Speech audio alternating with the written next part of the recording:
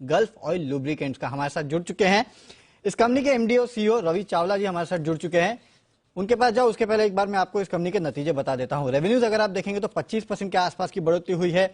मुनाफा और मार्जिन जो है हालांकि वो थोड़ा कम हुआ है साल दर साल। अगर आप देखेंगे मार्जिन में करीब 3-4% के आसपास की गिरावट है और मुनाफा जो है उसमें करीब 8.5% के आसपास की गिरावट है। चावला साहब गुड आफ्टरनून और बहुत बहुत स्वागत है आपका जी बिजनेस पे। सबसे पहले तो बताइए कि ये क्वार्टर आपकी कंपनी के लिए कैसा रहा है, किस तरह की वॉल्यूम ग्रोथ देखने मिली है, डिमांड कैसी है और ये जो मार्जिन पे प्रेशर है इसका कारण क्या है? देखिए, इसमें ये क्वार्टर में हमारे रेवेन्यूज एक रिकॉर्ड 600 करोड़ क्रॉस किए हमने। क्योंकि प्राइसेस जो बढ़े थे हमने प्राइस इंक्रीज किए तो रेवेन्यू उसमें भी बढ़ा है। बट एक अच्छी बात है कि वॉल्यूम ग्रोथ भी हमने देखा है लगभग 9% इस क्वार्टर में। और ये हम कहेंगे कि लास्ट ईयर जो क्वार्टर था उसमें काफ़ी पेंट अप डिमांड था और इनपुट कॉस्ट भी काफ़ी स्टेबल था। तो इस साल डिमांड बढ़ रहा है। एक मिक्स्ड बैग मैं कहूँगा कि रूरल सेक्टर में थोड़ा कम डिमांड दिखा है इस क्वार्टर में, मोटरसाइकिल और एग्रीकल्चर लुब्रिकेंट्स में। अब दूसरे सब सेक्टर बहुत अच्छा चल रहे हैं, अच्छी ग्रोथ हो रही है ऑल राउंड। हमें काफ़ी रिकॉर्ड्स हमारी ओईएम बिजनेसेस में, industrial, B2B, diesel engine oil और कार ऑयल्स में अच्छी ग्रोथ आई है। और क्योंकि हमारी B2B B2C मिक्स जो है, हमारी B2C नॉर्मली 60% लास्ट क्वार्टर 2 में हुए थे, अब वो 55% हो गई इस क्वार्टर में। इसी कारण आप देखते हैं कि ये जो मिक्स के कारण ये हुआ है, बट ग्रोथ बहुत अच्छा हुआ है।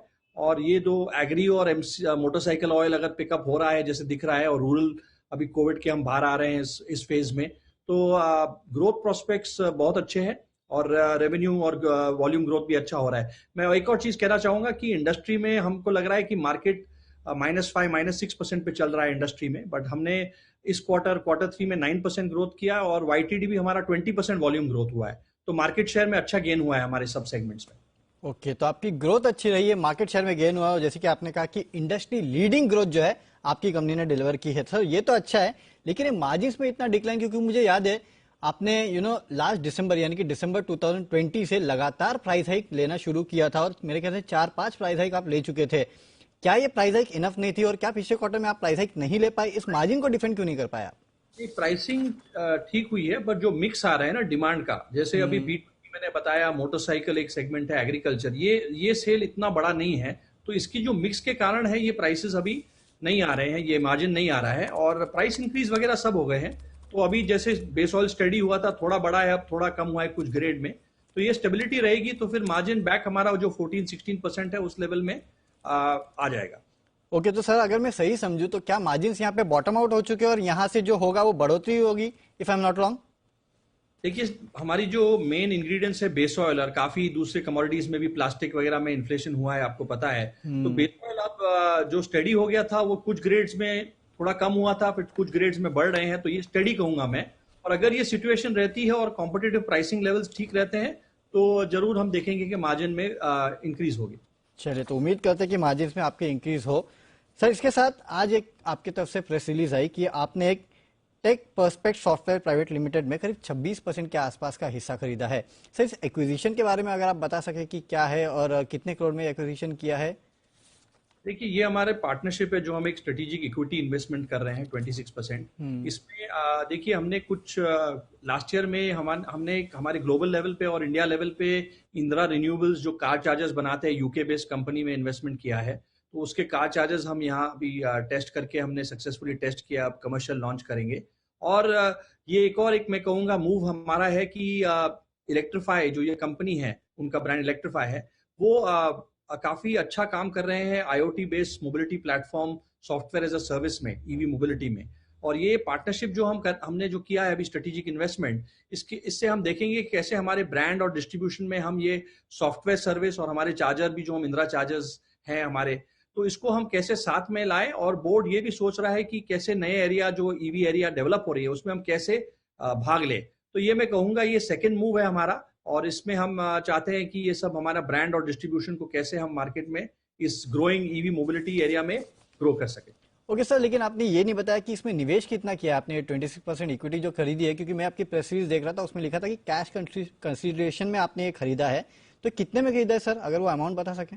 वो एक्चुअली अभी वैल्यूएशन फिगर्स हमारे हैं, बट 26% स्टेज में हम यही शेयर कर सकते हैं, 26% इक्विटी हमने एक्वायर किया। ओके, ठीक है सर, एक सवाल पूछना चाहूंगा सर, आपने क्योंकि आप लोग लगातार नए प्रोडक्ट्स जो है उनको लाते रहते हैं, मेरे ख्याल से पिछले बार भी पिछले क्वार्टर में आपने limited edition sports pack range जो है मोटरसाइकिल और पैसेंजर कार्स के लिए लेके आए थे।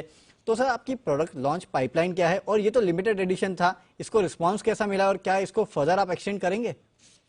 देखिए, इसमें हमने क्या किया था, हमारे global associations, मैक्लेरन, formula one, India में महेंद्र सिंह धोनी जी, हार्दिक पांड्या, चेन्नई सुपर किंग्स, तो ये जो स्पोर्टिंग एसोसिएशंस है उसको मैं कहूंगा कस्टमर के लिए हमने कुछ बेनिफिट्स भी दिए थे, एक डिस्प्ले कॉन्टेस्ट भी किया था, और इसके लिए हम ये कहूंगा कि एक trade promotion plus consumer promotion था।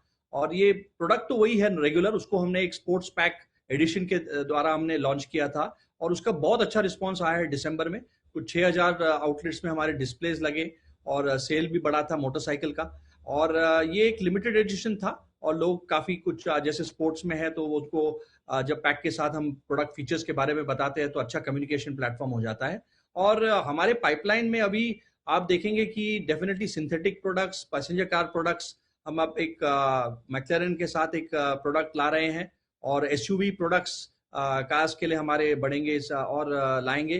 तो यही हमारी हमेशा ये कोशिश रही है कि जैसे डीजल इंजन ऑयल में हमारे लॉन्ग रेंज प्रोडक्ट्स हैं, मोटरसाइकिल में हमारे फीचर बेस्ड प्रोडक्ट है, और कार में फ्यूचर एडवांस प्रोडक्ट्स हैं। तो ये हमेशा हमारा यही है कि हम नए प्रोडक्ट्स लाएं, और जैसी जैसी गाड़ियां आ रही है, व्हीकल्स आ रही है, उसके एप्लीकेशन के लिए हम स्पेसिफिकेशंस भी बढ़ा के लॉन्च करें। डेफिनेटली, तो नए प्रोडक्ट्स का लॉन्च जो है वो आगे भी जारी रहने वाला है। इस कंपनी की हमेशा से प्रयास रहा है कि नए प्रोडक्ट्स लाए, और आगे भी नए प्रोडक्ट्स लाते रहेंगे। सर एक आखिरी सवाल, क्योंकि वैसे तो 3 क्वार्टर अब निकल चुके हैं, एक ही क्वार्टर बचा है, लेकिन आने वाले समय के लिए किस तरह की ग्रोथ आपकी कंपनी से उम्मीद करना चाहिए, और खासकर मार्जिन्स को लेकर मैं इसके लिए बार बार पूछ रहा हूँ क्योंकि कच्चा तेल जो है अब लगातार 7-8 साल के हाईस पे पहुंच चुका है। तो मार्जिन्स को कैसे आप सस्टेन करेंगे और आगे की ग्रोथ के ट्रिगर्स क्या होंगे? वरुण जी, देखिए, इंडियन इकोनॉमी, ऑटोमोबाइल सेक्टर और हमारा 95% सेल रिप्लेसमेंट लुब्रिकेंट ही है। तो अगर ये इकोनॉमी हमारी जो अब पॉजिटिव एरिया में जा रही है, कोविड भी कंट्रोल में आए, गवर्नमेंट्स भी अभी नॉर्मलसी से देख रहे हैं, तो इसका जो टेलविंड रहेगा उससे हमको लग रहा है कि इंडस्ट्री जो -5, -6% पे है वो +3-4% में आ जाएगी नेक्स्ट ईयर फाइनेंशियल ईयर में।